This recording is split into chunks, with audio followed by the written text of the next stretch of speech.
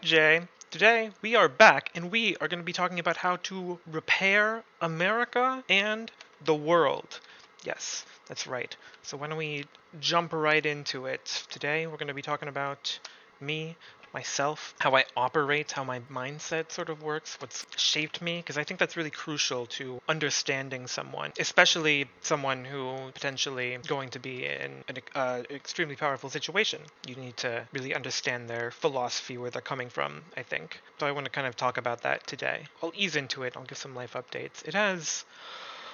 Oh man, it has been a minute. Crazy things have happened. I moved to Vermont just because my parents were moving and the job I had did not pay me enough to sustain myself. So this is where I am for now. It doesn't change any of my end goals. I do still want to go back to Texas. Texas is home for me. It's the heart of all that I think really makes America great in a lot of ways, and I want to make it the best it can be. It's where all my connections are. It's where I've planted my roots, and I've been uprooted a little bit with this Vermont thing. But I'm living rent free for a little while longer, just so I can get saved up enough money, and then hopefully find, well, frankly, a job that pays better back in Texas, so I can support myself. This goddamn lake. I'm not a lake person all the time, I swear. It's just like a little Dogen thing got going on. It's just a Dogen. It's just a Dogen. It's not weird. It's not weird. That's really my major life update right now. I've been pondering. I've been thinking about, because I mentioned last time different like types of speed runs, like parent locked. And I think that's certainly a real fucking interesting concept. Just like running the presidential campaign from your parents' house, just being a candidate in that situation. That's wild. It's like totally possible. It's totally reasonable. If my family were staying in Texas, I would certainly want to, like rent free. Like that's a lot of money saved in this day and age when housing is so unaffordable, especially for young people. Parent locked speedrun, that's interesting. And honestly, it's gonna happen. It might even be like overlapping with my speedrun here. It's a fun thought, isn't it? Another type of speedrun, Dr. President. I think that's a fascinating concept. Woodrow Wilson, I believe, he did have a PhD in political science. So he was Dr. President. I don't think he went by Dr. President though, but I think that power move of going by Dr. President is really the vibe.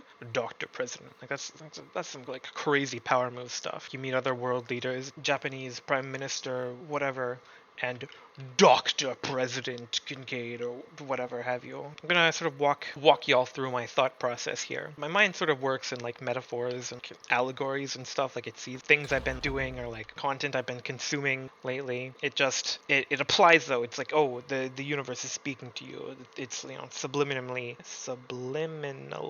influenced my thought processes in like certain ways. And so out of boredom over the last month or so, I was playing some Assassin's Creed, some of the Ezio games, and oh, those are fine games, beautiful games. They're great.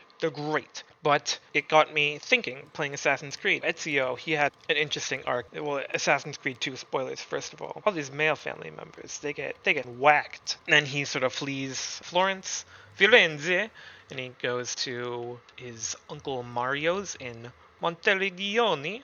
Anyway, Ezio goes through this training phase with his Uncle Mario. It's like months. It's like rebuilding, reestablishing himself, like repairing, like remembering what he's fighting for. And I think my playing of Assassin's Creed and my move to Vermont is pretty similar to that in a way. Not in that my family's been killed, but just sort of I didn't want to leave my home, but I had to. And so I'm going to sort of take this period to regather myself and sort of refocus, realign myself. I think Vermont is almost a cocoon. The state is somewhat cocoon shaped if you look at it on a map. It's where I'm gonna metamorphosize. I'm gonna perfect the art form of politics. I can crystallize my ideas into the fibers from which I can weave a new tapestry of American society. Sounds crazy, I know, but I did say I'm crazy at the start of this. You know what you signed up for. You're on episode 3 already. I don't know what to tell you. This is to be expected.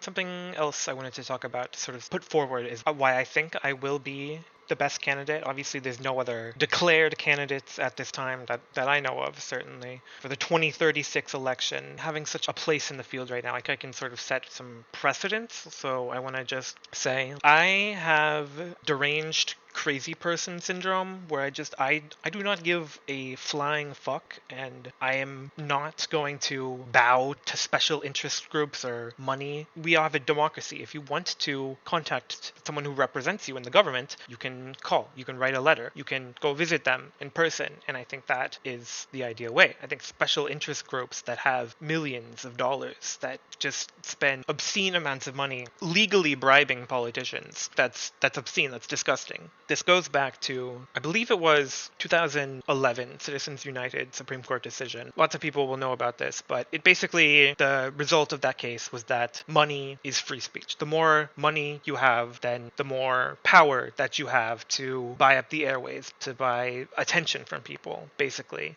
And that is okay, which means that anyone who has money can absolutely dominate and strong arm anyone else out of the political process, basically, which is, fucking stupid. What? I'm sorry.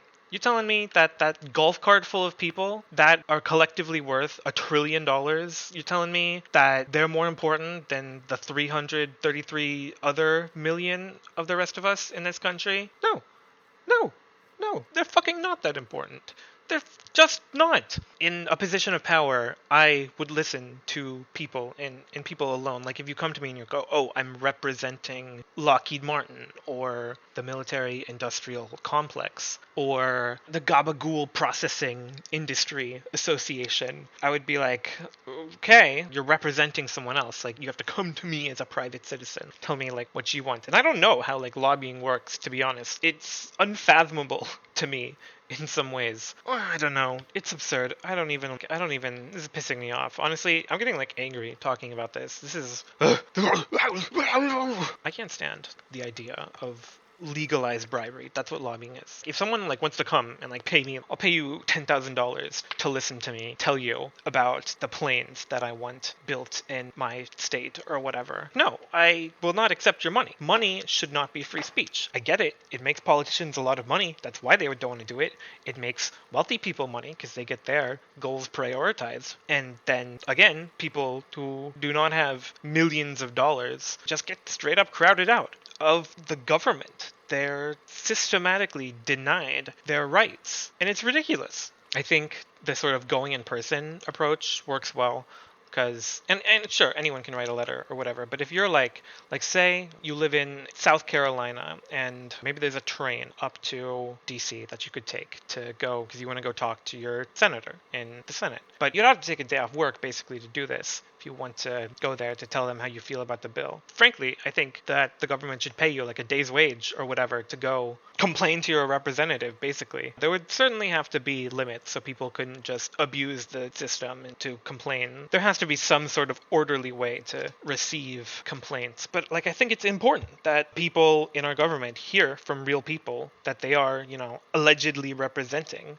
that otherwise do not have the opportunity to make their opinions heard in a way other than the ballot box, which is the ballot box voting is of course extremely important, but it's not the only part of a healthy democracy. It's just one component. I mean, North Korea, they have elections. They have 100% turnout in their elections. And I don't know if you checked up on them lately, but they're definitely not as cool as us, as the USA, I would say. But, they got elections. They do. But because those elections don't come with any other rights or any democratic things attached to them, they're useless, basically. That just goes to show, like, how important the other components of democracy are, like making yourself heard, making your representatives know what it is that you want. And this isn't just because I'm running. I do genuinely believe there should be, like, if you want to run, you get to make an ad with the government. They'll have a studio you can go to. You can do your own thing and submit it, of course, if you want to. But this is for people who don't have to sort of remove that barrier, because I feel like Congress is 95% uber rich people, multi-millionaires, quote unquote ordinary people. They don't have the opportunity to run. They don't have the money needed to. And so I think sort of having that government facility where you can film an ad or whatever, maybe a specific channel available for everyone, a radio station too, and people can just watch until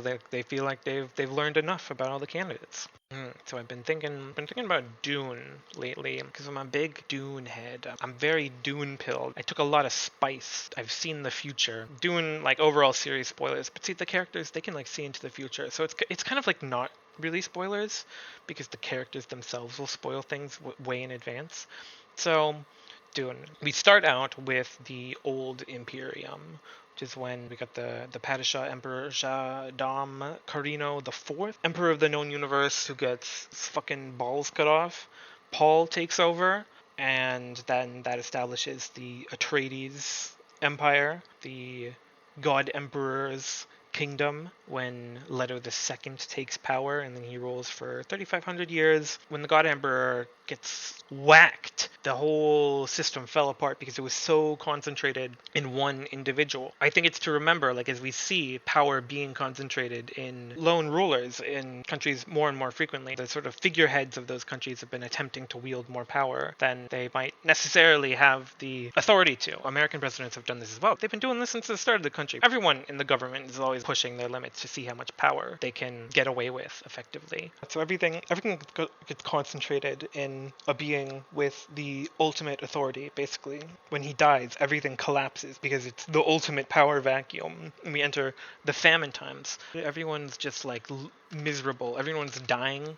No interplanetary travel because there was no spice because Leto, the God Emperor, had hoarded it all. What an absolute tyrant that guy was. And then after the famine times, when sort of people regain mechanical computers and use those to navigate their ships, instead of relying solely on spice, on the one substance, then everyone scatters out into the universe, and the universe gets populated. And the idea is that no one can ever fall under the same lone power again, because humanity has learned that deadly lesson from the tyrant. The fact that, humanity makes it to the stars, baronies and kingdoms and empires and such get established again. Even after we've, so-called progressed to democracy, there can always be an expansion, a contraction of humanity's ambitions. And I think as of late, we've really not been ambitious enough in a lot of ways. Frankly, we've been letting ourselves stagnate. And when that God Emperor dies, we're all going to starve. Maybe not literally starve, but maybe literally starve. I mean, you never know. The microplastics in everything are not going to be good in a couple generations. I feel like they're going to be the opposite of that. I feel like they're going to be bad. We really need to change a lot of things, and I think people are going to feel weird about this. I think Dune, because there is a ban on artificial intelligence, and that is extremely relevant to today's AI, and these massive, powerful companies who have been told that their money is their speech, it is their right to spend as they please. If that is an extremely dangerous precedent, we need to ask ourselves, how far does freedom go? Is that freedom allowing people with more money to use it to manipulate and warp and destroy our world and our institutions around us?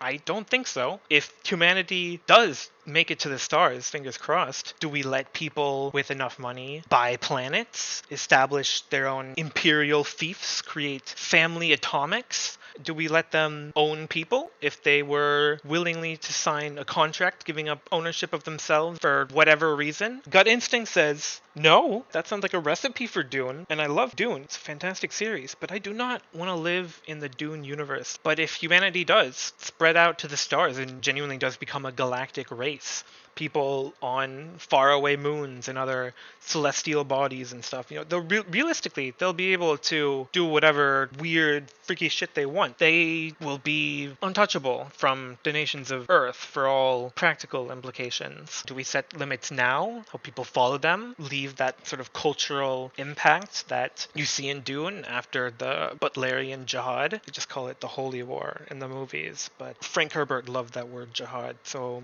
I'm going to use it. After the Butlerians, they banned all computers, and that pogrom of computers, of anything from a supercomputer to a calculator, was destroyed for 1,500 years. 1,500, not even. 15,000 years. Holy shit, that's 10 times longer. It is certainly worth it to place like certain limits. Like, hey, guys, you can't make these freaky AI machines. You can't make your own nukes and all that stuff. I think like spaceships and stuff. I think that's cool. Like encouraging humanity to spread to the stars. Like I do love that space is kind of, sort of becoming privatized. Like I think, like don't get me wrong, I think the government should absolutely still be doing it. But I think it's really fucking cool that private citizens can effectively make as spaceship in their backyard and launch it and go to the moon. It's not that simple, obviously. It's people with hundreds of millions of dollars that are building these spaceships, and they're doing it with massive teams of hundreds, if not thousands, of people working to make it happen. But at the end of the day, it's pretty cool. I gotta say, it's pretty cool. It's pretty cool, you know. I think it's fun. Okay, I think that's enough Dune for now. I'll get into Foundation because I watched the show. I watched the first season of the show and I wanted to read the book. So I started the book. I've been reading it. It's great. It's got me thinking. So the story of Foundation is that of a galactic empire, maybe 50,000 years in the future. You know, they've encompassed the Milky Way galaxy. This nerd, Harry Seldon, made some really cool math, and he predicts that the galaxy is going to collapse. Humanity will enter a 30,000 year dark age, and that shit's going to suck. But, said nerd, Harry Seldon, predicts a way to sort of divert the fall, to sort of not stop it, but slow it enough to reduce that dark age from 30,000 years to just 1,000 through like a series of like various like preservations of old traditions and science and all that stuff. And I think it's that serves as a really good metaphor as well, because we can look at the United States. Okay, so the United States is a democracy, it's a republic, and it's an empire. It is. I mean, it's been like an expansionist empire. It's conquered lots of various different peoples, and it's settled new lands and encouraged its people to do so. The whole manifest destiny thing. And, you know, that's not a positive or a negative thing necessarily, but America is an empire, and I want to establish that. It is an empire, it is a democracy, and it is a republic. It's all of those things. Those things are not contradictory. Empires last on average for about 250 years. The US, as I'm speaking right now, is 248 years old. Now, an average is an average, you know. Some empires lasted 5 years, others lasted 1,000, but on average 250, and we're quickly approaching that little nexus point, and it's a thing of concern, frankly. You know, I think we need to focus on sort of, in a way, diverting that fall. Like, I think some things are just natural processes, like entropy. You're never going to be able to save everything. At the end of the day, the universe is going to explode or dissipate outwards or whatever they say is going to happen, whatever those stupid science bitches say. In the meantime, people will still be here, regardless of whether our institutions and such are here, and that's important to consider. You know, people are people. We should really be looking after ourselves. We should be looking at our great democratic republican empire of the United States of America and seeing what are the best things about this that we really do need to focus on saving. I think part of the great American dream is the idea that anyone can come to this country, and if you play your cards right, if you work hard, then you can be whatever you want to be in this country. That is the American dream, as I am to understand it. And I feel like in recent years, just because of the stratification of political power, political and economic power, really, has really reduced the American dream. I mean, it's made it unachievable for literally hundreds of millions of people. And I think that's just wrong. That's antithetical to what America is. America is the land of freedom. If you come to this country and you want to do what you want to do, you should have the opportunity to do that. Okay, I'll get a little bit more into myself and my ideology, because I know people will be asking, people will be wondering, like, oh, what's this guy's position on things and stuff? Which way does he lean, right or left? And it's not that simple. It's just frankly not that simple. The elites in this country do want you to think it is that simple, so they can more easily pit people against each other. A fight of red versus blue is a lot easier than a fight of red versus green versus blue versus yellow versus purple.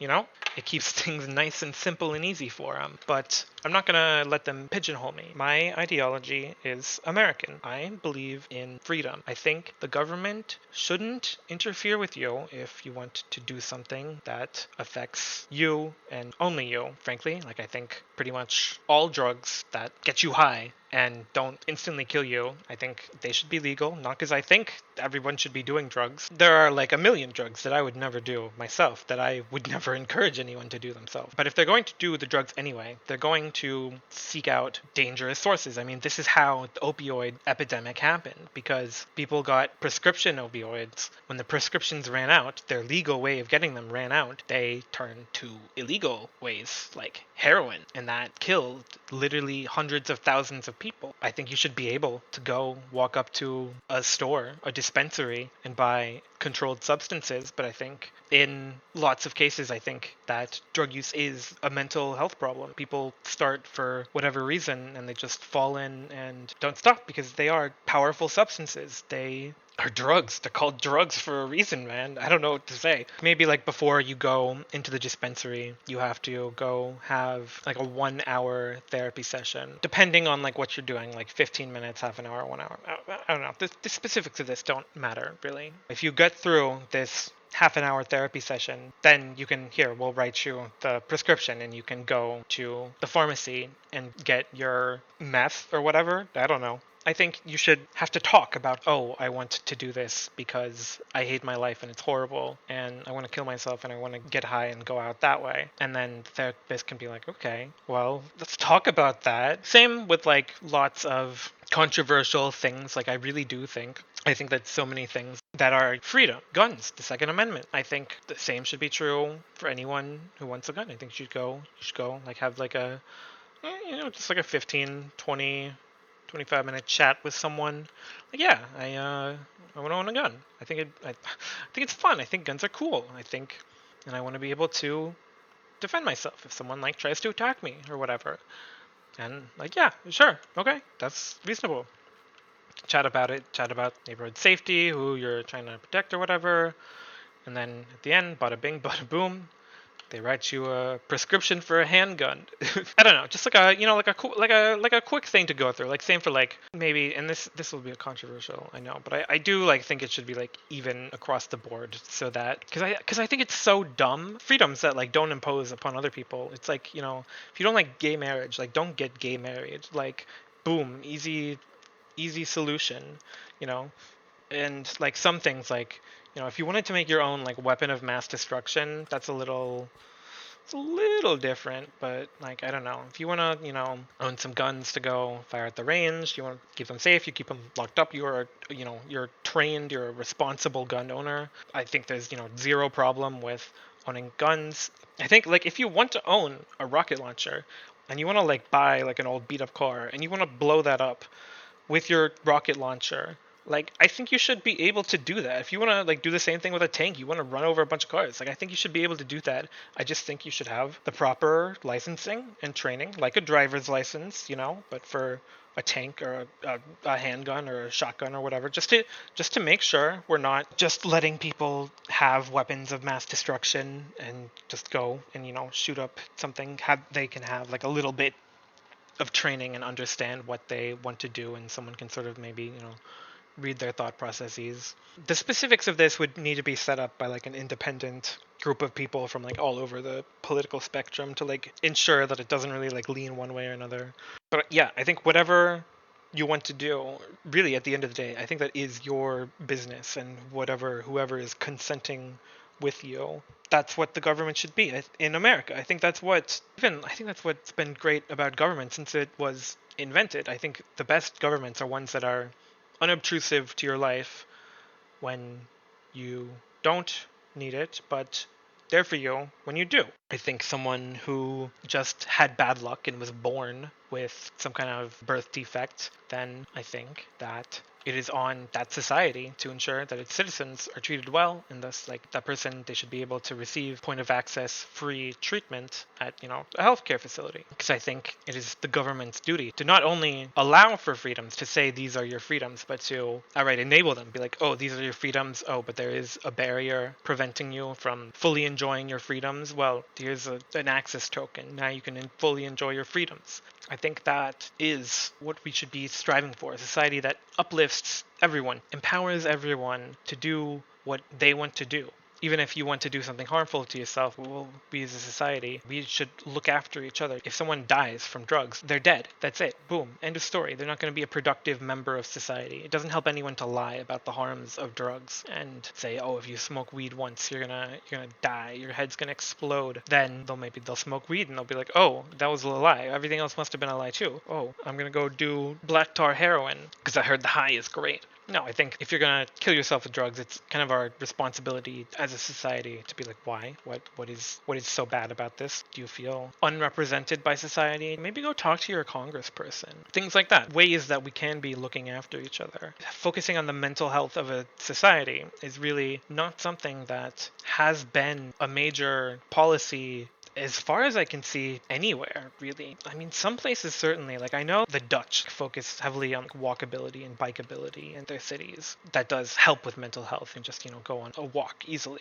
But it's not a direct policy addressing mental health. It's kind of a secondary effect. So a while ago, I watched this Ryan Gosling movie, The Ides of March, and I think there's a really solid idea in there called the service, kind of like merging the armed forces and like cops, firefighters, emergency responders, the people who do like all the things for like protecting and keeping the country running and stuff. Like that should be a sort of thing that you do. Some people after high school or whatever, they'll join the military, but I think maybe having the service that you can join, if you don't really know what you want to do with your life for a few months, try out different positions, planting trees, beautifying your city, or maybe you can join the military, see what that's like. You can be a data cruncher for the IRS. You're some kind of accounting freak. And I think this ties into another thing because I was watching this video about the death of movie theaters, and it got me thinking that there's not really many sort of cultural similarities that really like ties people together in a lot of ways these days. Like you used to have the movies. It's where you would go and go hang out with your friends on a Friday night. Like everyone would be talking about it. There was that kind of sort of like unified societal undercurrent in a way, and debate if you want how relevant movies are to that. But I think having that sort of undercurrent of society that everyone can really relate to is really important for having that unified society. Like that year that everyone spends in the service or whatever, everyone will get talking about it. They'll be like making memes about their sergeants or the design of these departments. And people will have that unified thing. If you just want to spend like anywhere from like a month to a year doing something, you can switch if you want. Nah, this isn't for me. I want to try mental health crises or planting flowers instead, or I want to try enforcing the law. I don't know. I want to try driving trains. Just that common like undercurrent of dealing with the same sort of institution would be like a subtle but big uniter, I feel, and connect everyone and remind us that we're all people, we're all Americans, and, but we all do have that duty to do the literal bare minimum for society. Like minimum wage can pay for the service, like can sort of like help people get off their feet or save up money to sort of make a pivot after they graduate or whatever. You'd be like somewhat properly prepared for the real world. You can versus like classrooms that'll teach you calculus and the Pythagorean theorem and physics, which is yes useful contextually, but I don't know about you guys, but I learned like very few real world skills in the classroom. A lot of it had to come from the real world and interacting with others and the institutions that we do have to interact with, that in the classroom I was in no way prepared for. Sort of like an extra year of teaching, but it's kind of like real world, no classroom teaching. I don't know. That seems like fun, like a freeform education. I've also been thinking about efficiency. I was talking about AI earlier, and I don't want people to think that I'm anti-AI. I think AI has the power to do absolutely insane things for our society, but I think it's just being pointed in the wrong direction right now. Like right now, AI is being used to automate arts and writing so that people have more time to stand in line at the bank, do their laundry or whatever. It's like, no, I want AI to be the one doing the laundry and doing my taxes or whatever. Pisses me off. That's not. Scratch artificial intelligence. Just think of it as automation. Automation of things. Let's really think about it here. So maybe 3 million people globally are doing things right now that will be not just good for society, but transformative. I'm talking about, people researching fusion power, researching how to survive in outer space and how to get to other worlds. People looking at gene editing and CRISPR technology to outwit diseases and pathogens, people finding more efficient ways to grow crops or food sources or purify contaminated water or desalination techniques or what have you. No evidence. I'm just pulling this number out of nothing. Maybe 3 million people are doing stuff directly related to that, but maybe 3 billion are doing all the work to support them, making the shows and movies they watch to unwind and keep themselves sane, the people building the houses and the roads and the trains and the cars and the planes that they use every day, the people that give the traffic reports that tell them the best routes to get to work, that grow the food for them. But we could automate the shit out of all of that. We could get rid of traffic. We could grow crops automatically and have them harvested. We could build self-running trains. We could make everyone who wants to be focused on improving humanity. And think of how crazy shit's gonna get. If we automate stuff. If you still, oh shit, fuck. Forget my server periodically restarts. Sorry about that. I'm back. I was so pissed off I had to come brood in my moon greenhouse. As I was saying, automate all the menial things and free up humanity for creation of art, creation of new ideas, betterment of society, that kind of thing. And for people who just want to chill, who just want to catch up on shows, who want to doodle, who want to play games that their friends recommend or make new dishes, then they can do that. Society is encouraging them to pursue their dreams, not just what is profitable. And I think using AI to automate so much stuff is going to be a real key of that. Think of pandemics, a recent example. We know pandemics happen. We have thousands of years of recorded data from either actual written sources or the archaeological record of mass deaths. We know how drug and pathogen resistance works, and we can sort of backjack our way through the data of human history to kind of semi-predict where and when a new pandemic might happen. Before COVID, scientists were saying oh yeah, the next pandemic, it's probably going to come out of Asia and it's probably going to jump from animal to human, and that's going to be the next pandemic. And they were fucking right about that. Those sort of prediction models, we have thousands of years of humans' data because people love writing shit down. We put all that data to use, put our hyper-connected modern society to use, connecting all that data. And you know what we get? We get prediction models like the pandemics, but for everything. But think of it, automate the hell out of everything. Be able to predict big trends coming, be foundation. You automate everything. You figure out the optimal routes for things. You set up automated traffic, automated trains, high-speed rail that crisscrosses the entire country, and figure out the ideal places based on population density and geography that we can build those trains at. And it's just, it's awesome. It's so many possibilities. It's just crazy, how many things it would open up. And they're not going to be perfect, of course. At the end of the day, a person should always be in charge of these things. But I feel like this video has been going on for long enough. I don't even want to get into trains right now. I can throw up so much information about trains and how good high-speed rail would be. If you want to go, first of all, because you're not ascending into the sky, it's the fastest possible route between 2 points. I've seen systems incorporate secondary cars so the main train doesn't lose any momentum, and it's basically operating at 99% efficiency. That shit's crazy. Oh man, you get those across the whole country. Think of how powerful we would be. China's got high-speed rails over the country. We need those too. We need to be able to move people across the country. That's how we stay relevant in this hyper industrialized modern society. You gotta get around quickly. There's just no way around it. Digital stuff is cool, but sometimes you really do need to move things and people. Anyway, my passionate rant about trains. Because I want to talk more about being the meest me. Because I'm saying a lot of deranged things in this series.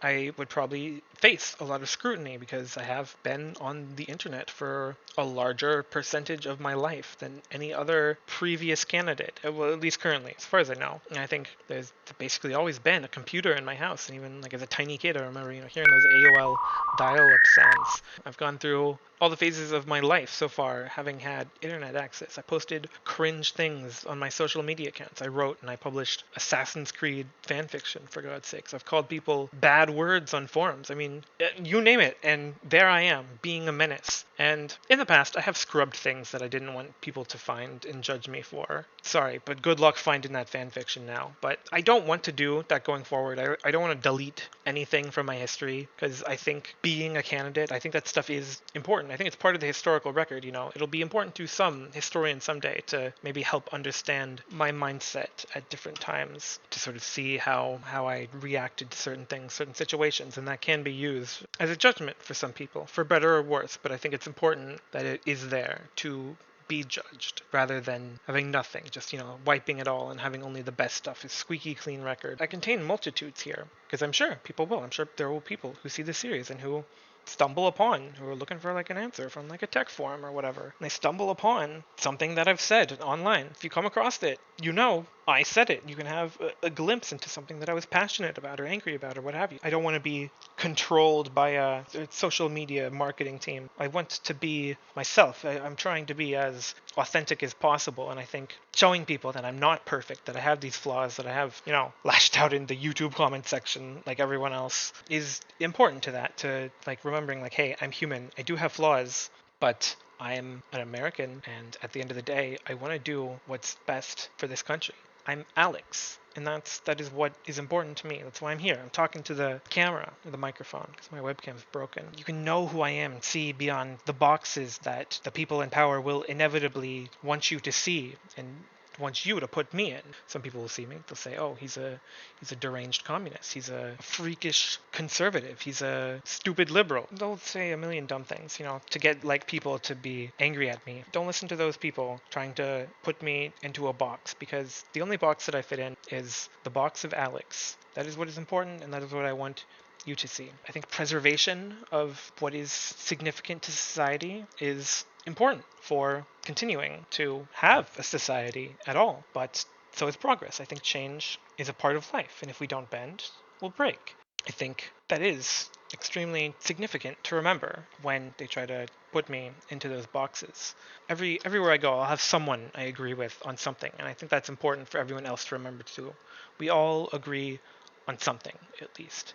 And we have to push back. We have to remember to fight the haters. We can't let them keep us down. I think I've talked enough. I've yapped enough at y'all. I'll call it there for tonight. Have a good one, everyone.